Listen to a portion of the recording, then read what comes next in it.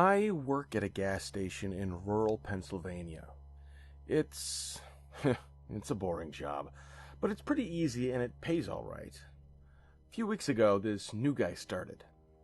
I'll call him Jeremy. Jeremy is Jeremy's weird. He's about 25 or 26 and he hardly speaks, but he's got the creepiest laugh I've ever heard. My boss and I have both noticed this, but it's never been a problem, so there's not much we can do about it. Customers have never complained about him, and he's always done his job fairly well. Well, up until a few weeks ago anyway. That's when things started going missing. Employee theft can be a problem at any business that sells consumer goods, and there's only one person working at a time at this gas station. It's a pretty small place. About 2 weeks ago, my boss started noticing that we were short on motor oil. At first, it was a few containers at a time, then entire shelves and boxes from the back room. Pretty soon, entire shipments would be gone the day after we got them, and it would always be right after Jeremy's shifts. My boss has checked the security camera tapes from every single night he worked, but he could never catch him in the act. Jeremy would lock up at closing, then the motor oil would be gone the next day. My boss usually takes the tapes home with him to try and catch Jeremy stealing, but his daughter had a softball game last night, so he asked me to watch the tapes for him. He offered to pay me overtime under the table, so obviously I took that offer. There are 3 cameras, so he gave me 3 different tapes to check. I figured it would be a long night, but I'm trying to save up for a vacation, so I really need the money. I took the tapes home, popped them in the old VCR, and sat back. 2 days ago, the last time he worked, Jeremy started at 4 p.m. Everything seemed pretty normal at first. He counted up his drawer, switched off with the girl who was working before him, and waited for a customer. The first person who came in was Mrs. Templeton. The timestamp on the video read 4:03, a regular. She picked up her cigarettes and a newspaper and paid with a 20. Nothing unusual there. The next customer was some local guy named Ron. He drives a motorcycle, usually comes in every few days. He filled up his tank, got a bag of beef jerky, paid with his credit card, and then left. Next was some guy with a cowboy hat. I'd never seen him before, but we get plenty of strangers passing through, just like at any gas station. He got $40 worth of diesel fuel, paid with a $100 bill, then went on his way. I sat back and sighed. The only thing more boring than doing this job is watching someone else do it. My boss's offer was enough to keep me watching, though, so I left the tape on. Everything seemed pretty normal. I had a feeling that if Jeremy was stealing motor oil, he knew we were suspicious of him by now. I didn't expect him to be dumb enough to let us catch him on camera. Things stayed boring and routine until about 5 o'clock. At 5:03, Mrs. Templeton came back in. She must have forgotten something, but she didn't. She bought the same pack of cigarettes as before and the same newspaper. She paid with another 20. That's odd, I thought, but then again, she's a little absent-minded. I thought Jeremy should have told her that she already got her smokes, but it's not against the rules to sell somebody the same thing twice. That's when Ron came in again. He bought another tank of gas for his motorcycle again. I later checked the outdoor camera because I thought maybe he had another car he wanted to fill up. And the same pack of beef jerky. He paid with his credit card again. No big deal. I figured this was just a weird coincidence. Mrs. Templeton is forgetful and Ron probably owns more than one Harley. That's when the guy in the cowboy hat came back in. I felt a chill run down my spine. Don't get diesel. Don't get diesel. I found myself whispering to my empty living room. But he did. He got $40 worth of diesel fuel and paid with another $100 bill. Every move he made was identical to his first visit, right down to the way he scratched his nose before he walked out. Either this guy is rich, owns a lot of trucks, and just moved into town, or something really bizarre was happening. I kept watching. Every customer for the next hour was the same as before. Every single one. I was seriously freaked out, and then at 6:03, Mrs. Templeton walked back in. She bought her cigarettes and newspaper again and paid with a 20 again. I thought I was gonna lose it. I only watched another half hour before I started fast-forwarding through the rest. It was all the same. Every customer would come in at the exact same times, exactly 1 hour apart. Now, I know what you're thinking. That sneaky motherfucker Jeremy had messed with the tapes. He had run a loop of his first hour of business over and over. That wasn't the case.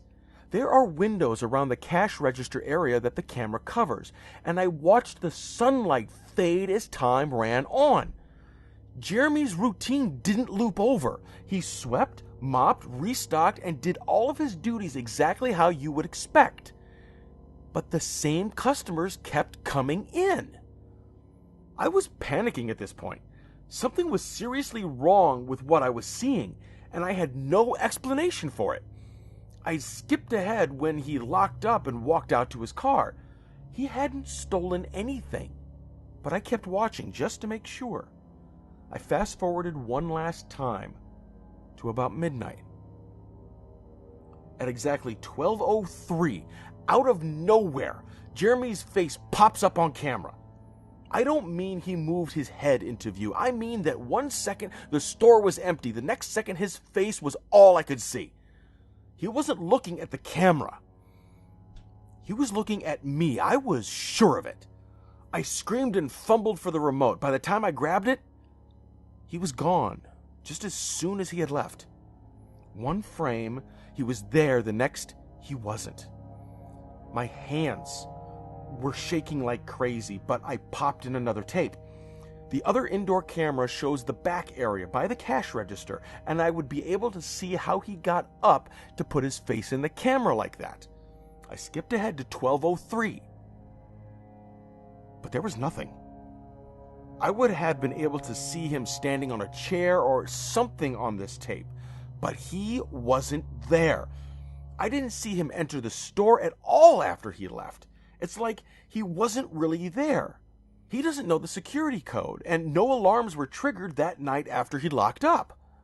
What I did see, however, was that at 12:03, the motor oil vanished off the shelf, all of it. Same as Jeremy's face. 1 second it was there, and the next it wasn't. I turned that tape off and went to bed, but I didn't get a wink of sleep.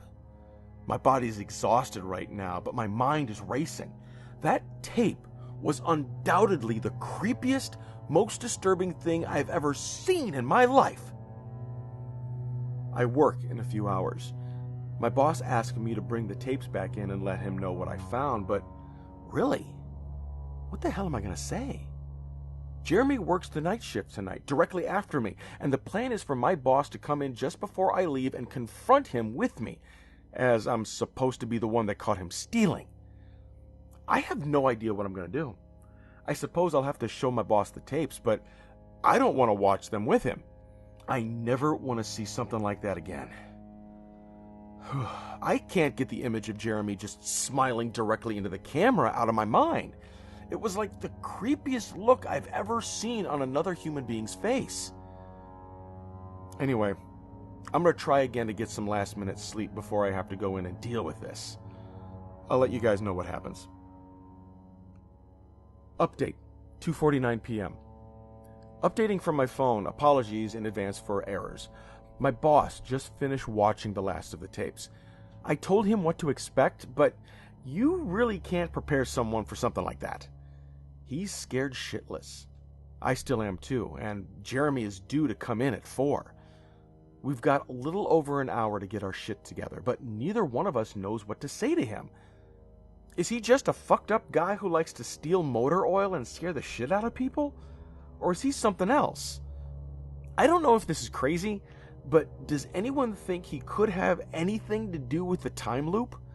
My boss said he never noticed anything like that in the other tapes, but the way he popped up in this one just made me think he knew I would be watching.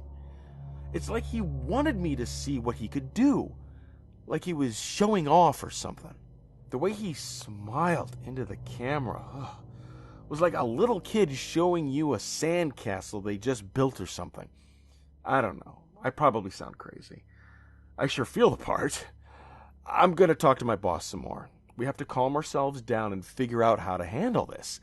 I'll update again tonight, but I really have a bad feeling about how this is going to play out. Update, 4:33 p.m. No sign of Jeremy. Tried calling him, but his phone has been disconnected. We're calling the police. Update, 5:33 p.m. No sign of Jeremy. Tried calling him, but his phone has been disconnected. We're calling the police.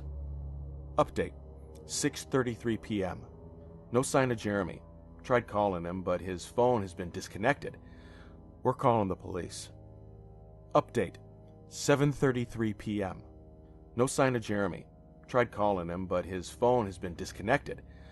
We're calling the police. Update, 8:33 p.m. No sign of Jeremy. Tried calling him, but his phone has been disconnected. We're calling the police. Update, 10:58 p.m. Holy shit! I just got home and saw my previous updates. Things make less sense now than ever. Okay, here's what I can tell you. I went to work. Jeremy never showed up. My boss and I decided to call the police, as you are well aware. When I picked up the phone to call, though, the sun went out. I shit you not, that's what I thought happened. Apparently, I blacked out for exactly 5 hours because when I looked at the clock, it was 9:33. I think I got stuck in Jeremy's time loop and then snapped out of it at the exact point I blacked out, if that makes sense. But that is when things got really weird. My boss was right next to me when I blacked out, ready to corroborate my story to the cops. When I came to, the phone was in my hand, but it was dead. Not even a dial tone. My boss was still right there, but he wasn't moving. He was standing up, but frozen. I looked at the clock again, and it wasn't moving. The second hand was stuck on the 12. It was 9:33 exactly.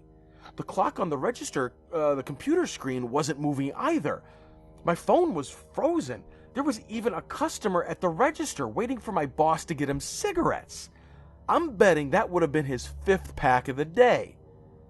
I got the fuck out of there. I didn't lock up, didn't turn the lights out, and sorry guys, I didn't grab the security tapes to upload on the internet. Believe me, that was the last thing I had on my mind. The gas station is on a major highway and cars were parked all along it, except they weren't parked. They were frozen. The people inside were sitting still as wax statues. I got in my car and prayed that it would start. Thankfully, it did. About halfway home, time started up again. The static from the radio turned into music like it's supposed to be, and from what I could tell by listening to the host talk in between songs, no one noticed the time freeze, or whatever it was. I was the only one. Well, I'm sure Jeremy noticed as well. I still have no clue where he is or what he's doing. I'm hiding in my room and calling the police again in the morning. I don't know if I ever got through to them before, or if I did, whether they took me seriously. I'm scared for my life at this point. I'll update tomorrow, if I can. Final update, 10:33 a.m. I finally fell asleep last night around 4. I have no idea how I did it. I guess exhaustion finally got the best of me. This morning I woke up to my phone ringing. It was my boss. He'd been calling me since about 6. He woke up when time turned back on last night and immediately called the cops. They came by to see what was wrong and he told them everything.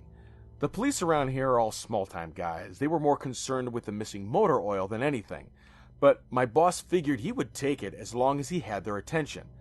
They decided to go looking for Jeremy. We keep all our employee applications on file, and since Jeremy just started working here, his was easy to find. They checked the address on it and headed over to his house. And you are not going to believe what they found. The address Jeremy listed on his application was an empty lot. Or, at least now it is.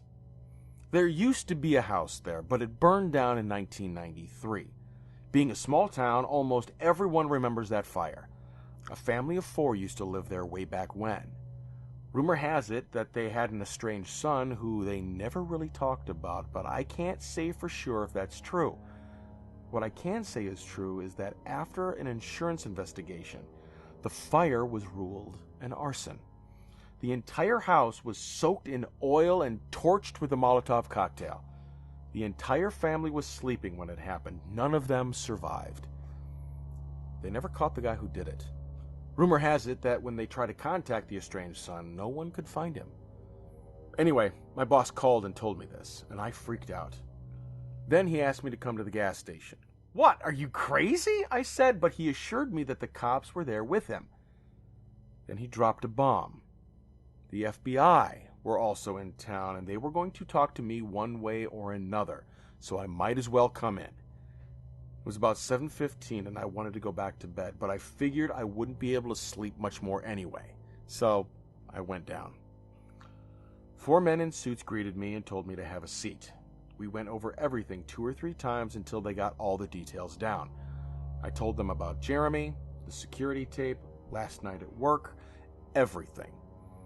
Finally, after I finished, one of the agents said, "Oh Christ, we got another one on our hands." Then they made me sign a bunch of papers saying I wouldn't tell anyone about what happened, so I can't say much more. I might be breaking the law just recording this. So, now I'm home.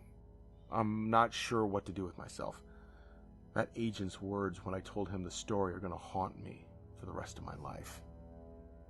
Anyway, I gotta go. I have some errands to run today, and then I have to go into work to pick up some tapes. My boss and I think this new guy, Jeremy, he's a total creep, is stealing motor oil, and I have to watch the security footage to see if I can catch him doing it. I have better things to do, but my boss is paying me overtime, under the table, and I'm trying to save up for vacation, so I could really use the money. It should be pretty simple. The oil always goes missing right after his shifts. I figure I'll just watch the tapes, catch him in the act, and that'll be that.